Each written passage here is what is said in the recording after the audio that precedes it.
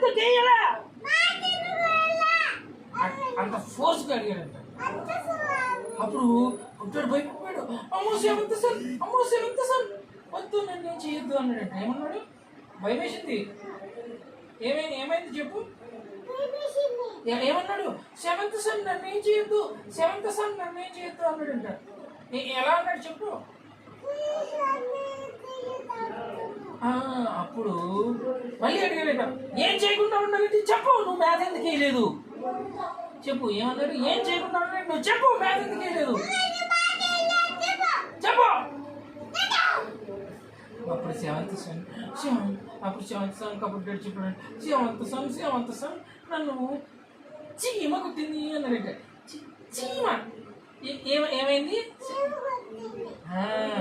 అప్పుడు seventh sun ఏం చేశాడు తెలుసా? సెవెంత్ సన్ డైరెక్ట్ చీమ దగ్గరికి వెళ్ళిపోయాడు. ఎక్కడికి వెళ్ళాడు? సెవెంత్ సన్ చీమ దగ్గరికి వెళ్ళాడు. చీమ దగ్గరికి వెళ్ళి ఏం చేశాడు తెలుసా? చీమ బుడ్డాన్ని కుట్టింది, సెవెంత్ సన్ కాదు. సెవెంత్ సన్ వెళ్ళి చీమ దగ్గరికి వెళ్ళాడు. ఆ సెవెంత్ సన్ చీమని అడిగాడు, చీమా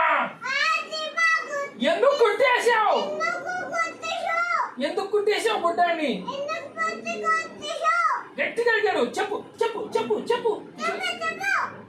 అప్పుడు చీమ సెవెంత్ సన్కి భయపడింది. సెవెంత్ సన్ నన్ను ఏం చేయొద్దు అన్నట్టు. ఏమంది? నేను చెప్పేస్తా, ఎందుకు కుట్టానో చెప్పేస్తా అందంట.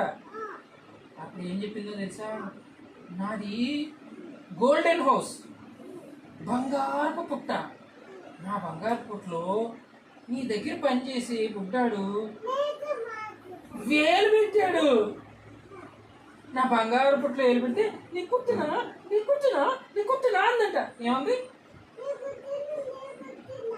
అంతే, అయిపోయింది స్టోరీ.